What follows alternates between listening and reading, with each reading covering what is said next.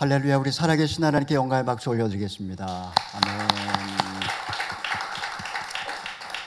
네, 오늘부터 정문이 개방이 되었습니다. 쌍방통행하기에는 약간 불편할 수 있으니까 조심 운전해 주시기를 바랍니다.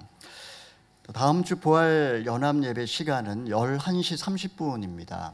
10시 30분으로 원래 광고가 나갔는데 또 일광절약제가 해제가 되기 때문에 일광절약제 해제 적용된 시간이니까 차가 없으시기를 바랍니다. 잠깐 기도하고 말씀 나누겠습니다.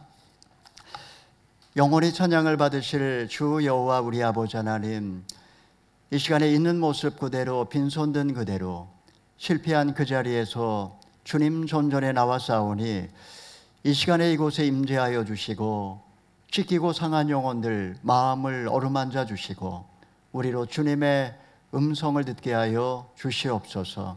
세상을 살아갈 수 있는 힘과 용기를 덧입혀 주시옵소서. 예수님의 이름으로 기도하옵나이다. 아멘. 이 시간에 저는 가장 아름다운 인생이라는 제목으로 오늘 말씀을 함께 나누어 보기를 원합니다. 2400년 전에 살았던 한 현인의 책에 보면 이런 재미있는 비유가 나옵니다. 하루살이는 밤과 새벽을 알지 못하고 메뚜기는 봄과 가을을 알지 못한다. 내일이 없는 하루살이는 덧없고 내년을 모르는 메뚜기는 허망합니다.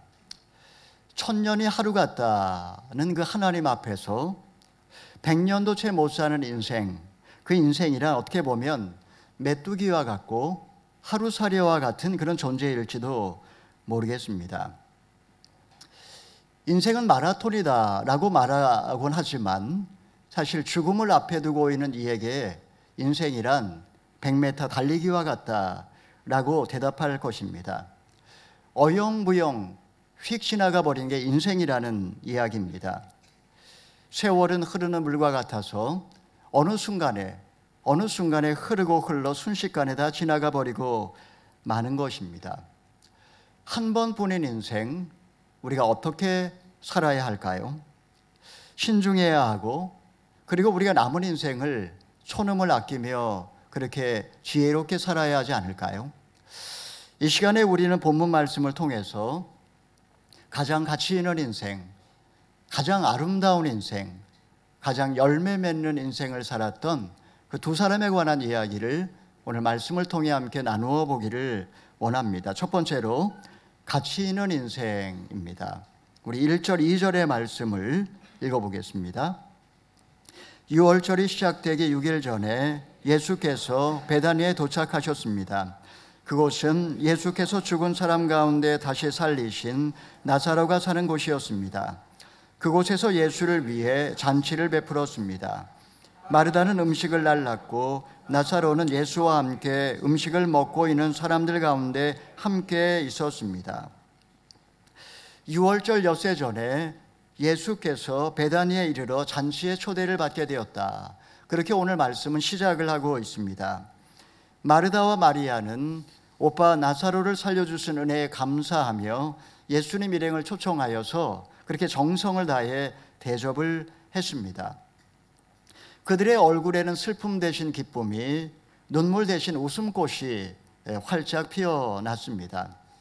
수많은 사람들이 죽은 나사로가 살아났다, 그 소문을 확인하기 위하여 구름대같이 지금 이 나사로의 집을 찾아오고 있었습니다. 이때 어떤 예기치 않은 일이 일어났습니까? 우리 3절의 말씀을 읽어보겠습니다. 그때 마리아가 매우 값비싼 향유인 순수한 나드 1리트라를 가져다가 예수의 발에 붓고 자기 머리털로 예수의 발을 닦아드렸습니다. 집안은 온통 향내로 가득했습니다.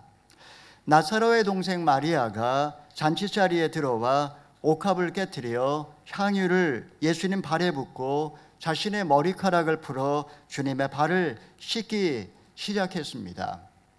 여러분, 그 장면을 한번 상상해 보십시오. 어린 소녀도 아니고 말같이 큰 자매님이 머리카락으로 예수님의 발을 문지를 때 아마 보는 사람들의 눈살을 찌푸리게 했을 것입니다. 예수님 편에서 볼 때도 얼마나 낯뜨겁고 얼마나 민망하고 또 얼마나 머리카락으로 그 발을 씻길 때 얼마나 간지러웠을까요? 과거 마리아는 죄로 병든 그런 여인이었습니다. 주님은 그녀를 불쌍히 여기시어 그녀를 사랑해 주셨고 또 그녀의 모든 죄를 용서해 주셨습니다. 부모 없이 살던 가정에 기둥과 같은 오라비가 죽었을 때 주님은 친히 찾아오셔서 살려주셨습니다. 그야말로 죄와 죽음으로 치닫던 이 가정을 회복시켜 주신 주님의 은혜. 마리아는 이렇게 해서라도 자신의 진심을 담아 예수님께 표현하지 않고는 견딜 수가 없었기에 자신 그동안에 모았던 그 모든 나두 향유를 다 가져와 그 발 앞에 쏟아 주님의 발을 씻겨드리고 있었던 것입니다. 도저히 이해할 수 없는 마리아의 이 기이한 행동에 대하여 우리 가룟 유다는 뭐라고 생각을 했는지 우리 4절에서 6절의 말씀을 읽어보겠습니다. 그때 제자들 중 하나이며 나중에 예수를 배반할 가룟 유다가 말했습니다. 왜 이 향유를 300데나리온에 팔아 가난한 사람들에게 주지 않고 낭비하는가? 그가 이렇게 말한 것은 가난한 사람을 생각해서가 아니었습니다. 그는 돈주머니를 맡고 있으면서 거기에 있는 돈을 훔쳐가곤 했기 때문입니다. 가룟 유다는 이것을 값으로 환산하면 300데나리온이 될 거다, 이렇게 금방 계산을 해냈습니다. 그만큼 머리가 아주 비상한 그런 사람이었습니다. 노동자 하루 품삯을 150불이라고 계산을 한다면 4만 5천 불에 해당하는 굉장히 큰 그런 돈을 낭비했다며 그는 마리아를 비난했습니다. 안타깝게도 가룟 유다는 향유 속에 담긴 값으로 환산할 수 없는 마리아의 진심과 마리아의 그 사랑을 보지 못하고 있었던 것입니다. 오늘날 얼마나 많은 사람들이 주와 복음을 위하여 자신의 물질과 시간과 청춘을 바쳐 헌신하고 있는지 모릅니다. 이 땅에서 얼마든지 누리며 안락한 삶을 살 수 있음에도 불구하고 땅끝까지 가서 빛과 소금으로 이름 없이 빛도 없이 그렇게 복음을 전하는 선교사님들 얼마나 많습니까? 사람의 인정과 칭찬을 구하지 않고 낮은 곳, 더 낮은 곳으로 내려가서 지극히 작은 죄를 섬기는 그런 사역자들은 또한 얼마나 많습니까? 세상 사람들은 계산기를 두드려 가면서 그들의 그 모든 것을 무모하다고 무가치하다라고 그렇게 이야기를 하지만, 그러나 예수님은 얼마나 그들을 소중히 여기실까요? 예수님께서 마리아의 행동을 어떻게 보시는지 우리 7절, 8절의 말씀을 읽어보겠습니다. 예수께서 대답하셨습니다. 그대로 두어라. 이 여인은 내 장례날을 위해 간직해둔 향유를 쓴 것이다. 가난한 사람들은 항상 너희와 함께 있지만 나는 항상 너희와 함께 있는 것이 아니다. 다른 복음서를 보게 되면 이때 예수님께서는 그녀를 괴롭히지 말라고 그렇게 말씀을 하셨습니다. 예수님이 보실 때 그것은 가장 아름답고 가장 순수하며 진실한 그런 행위였기 때문입니다. 당사자는 주님께 드리는 것을 아깝다고 전혀 생각하지 않고 오히려 기뻐하면서 감사하며 자신의 모든 것을 드리고 있습니다. 고결한 진심, 그리고 그 순수한 소원, 그것을 가로막고 비난해서야 되겠습니까? 여러분, 사실 이 나드 향유는 우리 모두가 다 갖고 있는 어떤 그 소중한 무엇을 의미합니다. 우리에게도 나만이 간직하고 있는 그런 나드가 다 있습니다. 젊음의 향유가 있고, 그리고 시간의 향유가 있고, 영롱하고 찬란한 나만의 꿈과 비전의 향유가 다 나름대로 있습니다. 우리는 언젠가 누군가를 위해 어딘가 사용하기 위해 오늘도 열심히 나름대로 모아 간직하고 있습니다. 향유의 가치가 가장 값지게, 가장 귀하게 쓰여질 때가 언제일까요? 바로 그것은 주님을 위해 드려질 때입니다. 왜냐하면 주님은 우리 인생에서 향유를 받으시기에 가장 합당한 분이기 때문입니다. 주님은 나의 지난 모든 죄를 용서하셨고, 그리고 나에게 영생을 주시기 위해서 자신의 몸을 제물로 드리셨습니다. 마리아가 드린 향유는 낭비처럼 보였지만 실상은 예수님의 장사를 준비했던 것처럼 내가 드린 그 향유는 죽어가는 영혼을 살리고 땅끝까지 복음을 증거하며 세상에서 온 천하보다 더 귀한 영혼을 살리는데 쓰여지기 때문에 사실은 가장 귀하고 아름다운 그런 하나님 주님께 드린 것이 가장 귀한 것입니다. 옛날 어떤 농부에게 2마리 소가 있었습니다. 부부는 하나님을 사랑하고 섬기는 가정인지라 한 마리는 주님께 드리고 한 마리는 자녀 교육비로 쓰기로 그렇게 했습니다. 어느 날 태풍이 와서 외양간이 무너지는 바람에 소 한 마리가 그만 깔려 죽고 말았습니다. 이때 놀란 남편이 아내에게 달려와서 이렇게 말했습니다. 여보, 주님의 소가 죽었어. 사랑하는 여러분, 왜 하필 죽은 소는 항상 주님께 드릴 소인지 오늘날에도 수많은 주님의 소들이 죽어가고 있습니다. 많은 사람들이 나중에 여유가 있으면 주님께 드리겠다고 이야기를 합니다. 아울렛이 나가는 것을 볼 때마다 왜 그렇게 돈을 낭비하느냐고 말하는 사람도 있고, 전도 집회 때 그 영혼들을 초청하기 위해서 돈을 쓰는 것을 보면 차라리 그 돈으로 가난한 사람들을 돕자고 이야기하는 분들도 있습니다. 젊었을 때 주님께 여러분의 삶을 드리라고 그렇게 이야기를 하면 나중에 은퇴해서 시간이 되고 여유가 있을 때 그때 봉사와 섬김의 삶을 살겠다고 그렇게 핑계를 대는 분도 있습니다. 사랑하시는 성도 여러분, 꽃도 한창일 때 싱그럽고 향기롭지 때가 지나면 시들시들해지고 그리고 향기도 나지 않는 법입니다. 여러분의 인생이 한창일 때, 여러분이 아직 젊을 때, 바로 지금 여러분 열정 진심이 넘칠 때 여러분 인생에 가장 귀한 것을 주님께 드려 주와 복음을 위해 헌신하시기를 바랍니다. 왜냐하면 이것이야말로 가장 아름다운 인생, 가장 가치 있는 인생 살 수 있는 비결임을 여러분 꼭 잊지 마시기를 바랍니다.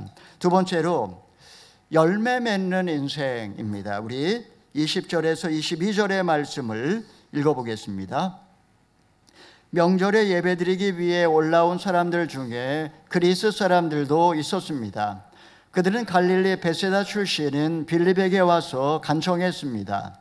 선생님, 우리가 예수를 뵙고 싶습니다. 빌립은 안드레에게 가서 말했습니다. 이어 안드레와 빌립이 함께 예수께 말씀드렸습니다. 유월절이 다가오자 예배드리기 위해 올라온 헬라인 몇 사람이 있었습니다. 그들이 예수님의 제자들을 찾아와서 주님과 인터뷰를 요청을 했습니다. 왜 그들이 예수님을 만나고자 했을까요? 며칠 전 예수님이 나귀를 타고 입성하실 때의 그 모습은 장관이었습니다. 수많은 백성들이 몰려나와 종려나무를 들고 호산나 외치며 예수님을 맞이했습니다. 그들은 이 땅에 왕으로 오신 예수님이 어떤 분이신지 궁금증을 갖고 그분을 만나기 위하여 찾아왔던 것입니다. 자, 그런데 그렇게 많은 제자들 가운데 왜 하필 빌립과 안드레를 찾아왔던 것일까요? 두 사람은 12제자들 중에 유일하게 헬라식 이름을 갖고 있는 사람들이었습니다. 무엇보다 빌립은 알렉산더의 왕의 이름이었기 때문에 친숙한 빌립에게 먼저 접근했고, 빌립은 말이 없고 그리고 우직한 안드레에게 사실을 이야기했습니다. 소심한 안드레는 혼자 가기에 좀 멋쩍었던지 빌립과 함께 예수님께 나와 헬라인들이 찾아왔다라고 그 소식을 알려드렸습니다. 이때 예수님께서 무슨 말씀을 하셨는지 우리 23절의 말씀을 읽어보겠습니다. 예수께서 대답하셨습니다. 인자가 영광받아야 할 때가 왔다. 인자가 영광받아야 할 때가 왔다. 제자들은 아마 속으로 쾌재를 불렀을지 모릅니다. 야, 드디어 주님께서 왕좌에 오르실 때가 됐구나. 그들은 서로 바라보며 지난 3년 고생을 이제 보상받을 수 있게 되었다며 기대와 희망에 부풀어 올랐을 것입니다. 헬라인들도 그 이야기를 들었을 때 이제 곧 혁명이 일어나면서 이 유대 땅에 승리의 깃발이 휘날릴 그 모습을 상상했을지 모르겠습니다. 이때 예수님께서 뭐라고 말씀하셨습니까? 우리 24절의 말씀을 읽어보겠습니다. 내가 진실로 진실로 너희에게 말한다. 밀알 하나가 땅에 떨어져 죽지 않으면 한 알 그대로 있고 죽으면 많은 열매를 맺게 된다. 인자의 영광 받을 때가 왔다 라고 말씀하셨던 주님은 갑자기 한 알의 밀알 이야기를 하셨습니다. 이를 통해 우리는 예수님이 생각하시는 그 영광의 성격이 무엇인지에 대하여 우리는 알 수가 있습니다. 그의 영광은 왕좌에 오르는 것이 아니었습니다. 세상 모든 사람 위에 영광을 받고 군림하는 그런 모습이 아니었습니다. 헬라 세계까지 이름이 알려져 명성을 얻는 것 물론 아니었습니다. 예수님께서는 자신의 죽음을 통해 많은 열매를 맺게 될 그 영광을 보고 계셨던 것입니다. 그러면 생명은 어떤 점에서 한 알의 밀알과 비슷할까요? 첫 번째로 생명은 한 알의 밀알처럼 일회적이라는 것입니다. 예수님께서는 두 개의 밀알, 세 개의 밀알을 이야기하지 않으셨고 한 알의 밀알이라고 말씀하셨습니다. 여러분, 만약에 우리에게 생명이 두세 개 된다면 아마 시험 삼아 한번 살아보고 또 그 다음에 정말 진지하게 제대로 살아볼 수도 있을 겁니다. 생명이란 한 알의 밀알처럼 모든 인간에게는 다 한 번 인생이 주어집니다. 한 알의 밀알이 작고 보잘것없는 것처럼 생명 역시 사실 대단한 것처럼 보이지만 어떻게 보면 죽으면 아무것도 아닌 게 어떻게 보면 이 목숨이라고 할 수도 있습니다. 이렇게 생명은 한 알의 밀알처럼 이례적이고 그리고 아무것도 아닙니다. 두 번째로 생명은 밀알처럼 그 안에 무궁무진한 가능성을 담고 있다라는 것입니다. 한 알의 밀알이 이례적이고 보잘것없지만 그 안에는 수천, 수만 명을 먹여 살릴 수 있는 엄청난 가능성이 숨어 있습니다. 대개 밀알 하나에 대여섯 개의 줄기가 나오고 각 줄기마다 한 120개 정도의 열매가 맺힌다라고 그렇게 이야기를 합니다. 한 알의 밀알이 땅에 떨어져 죽게 되면 한 500개에서 600개 정도의 열매를 맺는다라는 결론을 내릴 수가 있습니다. 씨앗 하나는 너무나 작고 보잘것없지만 그것이 가지고 있는 가능성, 그 안에 엄청난 가능성이 숨어 있다라는 것입니다. 물론 여기에는 한 가지 조건이 있습니다. 이 필수 조건은 뭐냐면 씨앗이 땅에 떨어져 온전히 썩고 죽어져야 한다라는 것입니다. 한 알의 밀이 아무리 탱탱하고 멋있고 반짝반짝 윤기가 나고 보기 좋아도 땅에 떨어져 썩고 죽지 않으면 영원히 한 알로 존재할 뿐입니다. 영국의 한 학자가 이집트의 카이로를 방문했다가 3,000년 된 투탕카멘 무덤에서 곡식단지를 발견하게 되었습니다. 그런데 놀랍게도 그 곡식단지 안에는 아주 작은 돌덩어리가 있었는데 알아보니까 그것이 바로 완두콩이었습니다. 3,000년 전 여기에 집어넣었던 완두콩, 돌덩이처럼 딱딱하고 쪼글쪼글해서 도무지 그 안에 생명이라고는 찾아볼 수 없는 그런 모습이었지만 그러나 그것을 땅에 심고 물을 주었더니 놀랍게도 싹이 돋고 잎사귀가 나더니 열매를 맺었다라는 이야기입니다. 여러분, 그 완두콩이 땅에 떨어져 죽었더라면 지난 3,000년 동안 얼마나 많은 열매를 맺었겠습니까? 1년생 식물도 이러한 무한한 가능성이 있다면 하물며 하나님의 형상대로 창조된 만물의 영장인 인간은 말해 무엇하겠습니까? 이런 가능성에도 불구하고 죽지 않는 씨앗, 죽지 않으려고 몸부림을 치는 씨앗은 어떻게 될까요? 그 씨앗은 죽지 않는 것이 아닙니다. 지나가던 새가 쪼아 먹어버리거나 추위에 얼어서 다 골아가지고 썩어 버리고 마는 것입니다. 사랑하는 여러분, 하나님이 우리에게 단 일회적인 생명이라고 하는 그런 씨앗을 우리에게 다 주었습니다. 한 알에 미리 많은 열매를 맺기 위해서는 반드시 땅에 묻혀야 되고 적당한 깊이에서 썩고 죽어야 합니다. 이렇게 온전한 자기 분의 과정을 거쳐야만 열매를 맺는 겁니다. 껍질이 터지고 본래의 모습은 다 잃어버리고 완전히 썩어서 그 배젖을 새싹에게 다 주어야 합니다. 바로 이것이야말로 우리가 이 땅을 살아가는 이례적인 인생에서 진정 열매 맺는 인생, 살 수 있는 비결, 바로 그것을 주님은 우리에게 가르쳐 준 것입니다. 여러분, 이것이 쉬운 일일까요? 우리 25절의 말씀을 읽어보겠습니다. 자기 생명을 사랑하는 사람은 잃을 것이요 이 세상에서 자기 생명을 미워하는 사람은 영원히 그 생명을 보존할 것이다. 자기 생명을 미워한다라는 것은 자기를 학대하고 또 자학하고 정죄하는 것을 말하는 것이 아닙니다. 우리는 근본적으로 살아있기 때문에 죽고 싶지 않은 그런 본능을 다 갖고 살아갑니다. 내 안에는 이런 이기적인 유전자, 세상적인 자아가 꿈틀거리고 있습니다. 자기 생명을 미워한다라는 것은 하나님의 뜻을 내 뜻보다 앞세우는 것이고 영원한 가치를 나의 본능보다 더 앞세우는 것이라고 이야기를 할 수 있습니다. 만약에 우리가 나의 생명을 미워하고 주와 복음을 위해 살아야 되겠다 이렇게 결단을 하게 되면 그 순간에 우리의 본능이 작동해서 혹시 이러다가 죽는 것은 아닐까, 혹시 이러다가 다 망하는 것은 아닐까 하는 피해의식과 두려움이 찾아온다라는 것입니다. 그러나 주님은 뭐라고 말씀을 하십니까? 오히려 자기 생명을 미워하는 사람은 영원히 보존할 것이고 자기 생명을 사랑하는 사람은 결국 잃게 될 거라고 이런 역설을 이야기하셨습니다. 하나님께서 그 인생을 책임져 주시고 오히려 풍성한 열매를 맺을 수 있는 비결, 바로 그것이 하나의 밀알로 죽어지고 썩어지는 것이라고 주님은 말씀을 하십니다. 자, 그러면 떨어져서 썩어지고 죽어진다라는 것은 구체적으로 어떤 삶을 말하는 것일까요? 우리 마지막으로 26절의 말씀을 읽어보겠습니다.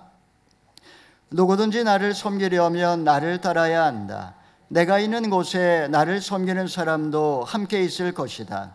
누구든지 나를 섬기면 내 아버지께서 그를 귀하게 여기실 것이다. 땅에 떨어져 썩어지라는 말씀은 당장에 선교지로 나가 순교해라, 이런 말을 의미하는 것이 아닙니다. 어떻게 보면 그냥 딱 한 번 죽는 것은 오히려 쉬운 일일 수 있지만 땅에 떨어져서 서서히 썩어서 죽어가는 것, 여러분, 이것이 훨씬 더 어려운 일일 수 있습니다. 미랄의 인생이란 내게 주어진 그 삶의 자리에서 죽은 자처럼 섬기고 봉사하는 삶이요, 누군가를 위하여 나의 모든 것을 자양분으로 드리는 삶이기 때문에, 온전히 나 자신을 그 자리에서 드리는 삶이기 때문에 어려운 삶일 수 있습니다. 그러나 주님께서는 누구든지 나를 섬기려면 나를 따라라. 예수님이 어떠한 삶을 사셨는지 보고 예수님을 닮아가면 바로 그것이 미랄의 인생이라고, 열매 맺는 인생이라고 가르쳐 주십니다. 예수님은 어떻게 사셨습니까? 예수님은 본체가 하나님이셨지만 더럽고 냄새나는 말구유에 나셨고 목수의 아들로 태어나셨습니다.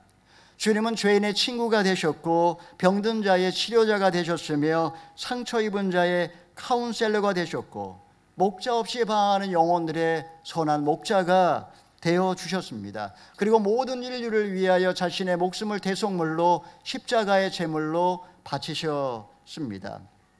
바로 이 예수님을 따르는 인생, 예수님처럼 섬김과 봉사의 삶을 사는 삶이야말로 진정 열매 맺는 인생이라고 주님은 온몸으로 친히 가르쳐 주신 것입니다. 찰스 스토드라고 하는 유명한 그런 선교사가 있습니다. 그는 캠브리지를 나온 수재였고 또 인기가 많은 크리켓 선수였습니다. 그의 아버지는 대단한 부자였습니다.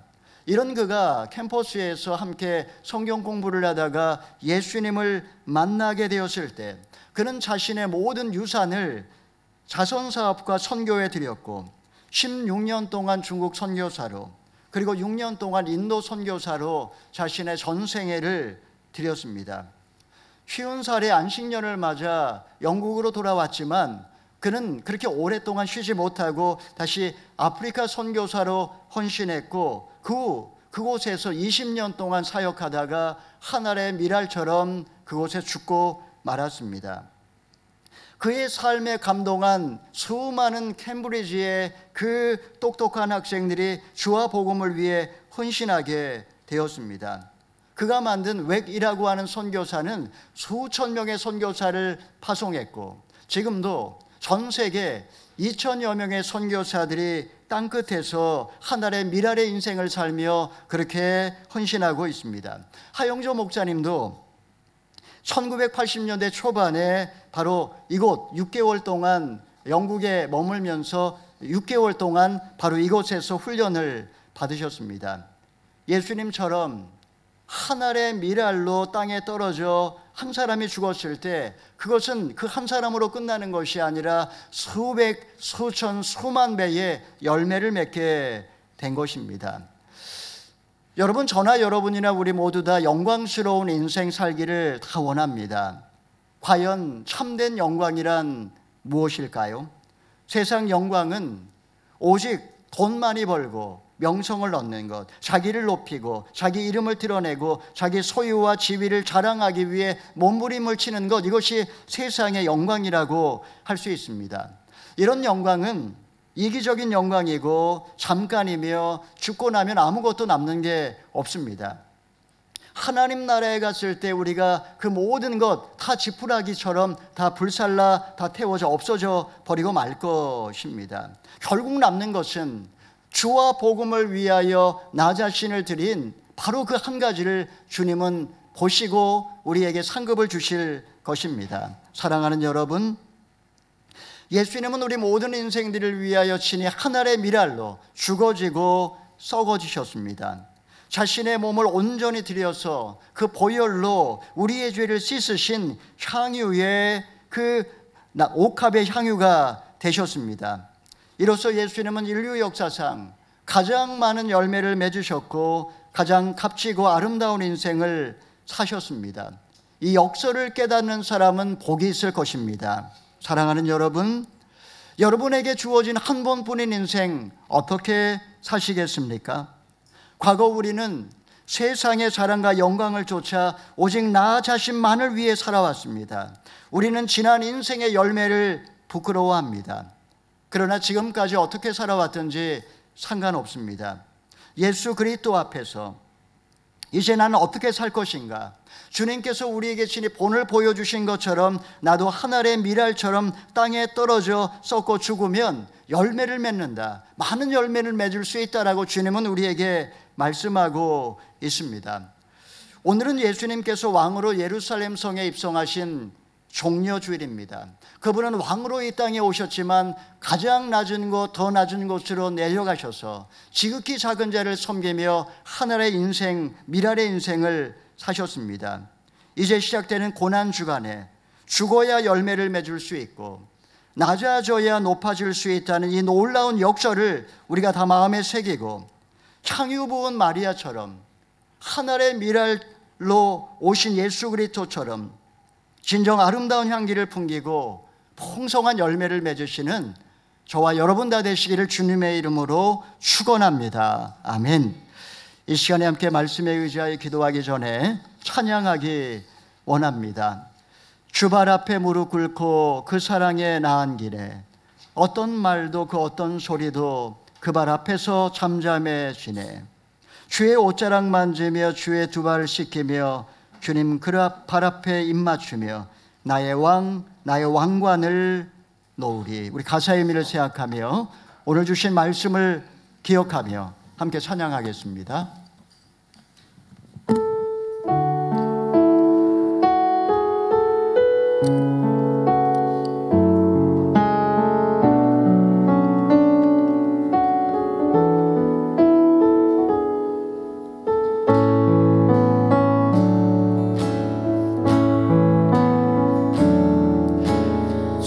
발 앞에 무릎 꿇고 그 사랑에 남기네. 어떤 말도 그 어떤 소리도 그 말 앞에서 잠잠해지네.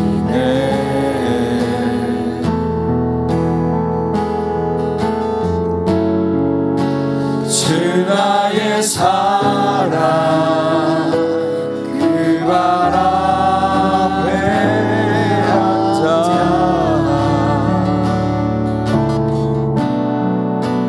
내 모든 기도 사랑의 노래가 되네.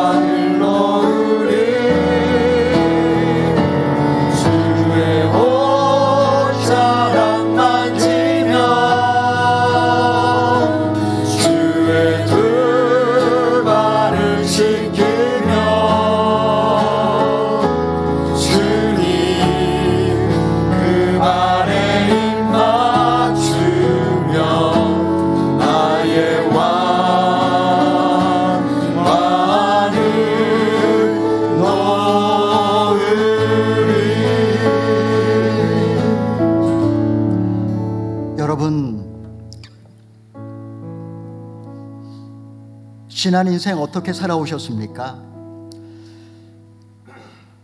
때론 행복했고 때론 불행했습니다. 죽고 싶을 만큼 힘들 때도 있었습니다. 살아남으려고 버티고 견디며 여기까지 힘겹게 왔는지도 모릅니다. 바람처럼 지나간 인생, 이제 얼마나 남았는지 알 수 없지만 어떻게 살아야 할까요? 어떻게 하면 가치 있는 인생, 열매 맺는 인생을 살 수 있을까요? 이 시간에 주님이 우리에게 말씀하신 대로 주님께 아낌없이 드리고 영혼을 위하여 썩어지고 죽어지는 인생을 살게 하여 주시옵소서. 우리 나 자신을 위하여 한 번 다시 주님께 헌신하며 간절하게 주여 한번 외치고 기도하겠습니다. 주여, 주의 옷자락만 들며 주의 뜻만을 신기며 하나님 아버지 지난 인생 부러운 열매를 하나님 어리석은 자였지만 하나님 아버지 나의 남은 인생을 가치 있는 인생, 아름다운 인생, 열매 맺는 인생을 살아갈 수 있도록 아버지 하나님이여 도와주시옵소서. 오 하나님 아버지 진정한 기도치 주님께 드리게 하여 주옵소서. 하나님 아버지 신기 작은 자를 위하여 나의 모든 것을 아낌없이 드리고 하나님 증명, 하나님 아버지 향기로운 인생, 열매 맺는 인생을 살아갈 수 있도록 하나님 아버지 나를 잡아주시고 나의 인생을 밝게 주옵소서. 진정 아름다운 인생을 살아갈 수 있도록 하나님 아버지 이 시간에 은혜를 베풀어 주시옵소서. 하나님 아버지, 나의 모든 자아가 산산이 부서지고 나의 존재가 썩어져서 이제는 누군가를 위하여 자양분이 되게 하여 주시옵소서. 더 이상 어리석은 욕망의 노예로 살아가지 아니하고 천박하게 나의 인생 움켜쥐며 살아가지 아니하게 하시고 남은 인생을 주와 복음을 위하여 낮은 곳 더 낮은 곳으로 내려가서 가장 작은 자를 섬기며 아름다운 향기를 풍기며 봉사와 섬김의 삶, 가치 있는 인생, 열매 맺는 인생을 살다가 영광스러운 죽음과 부활을 맞이하게 하여 주시옵소서. 예수님의 이름으로 기도하옵나이다. 아멘.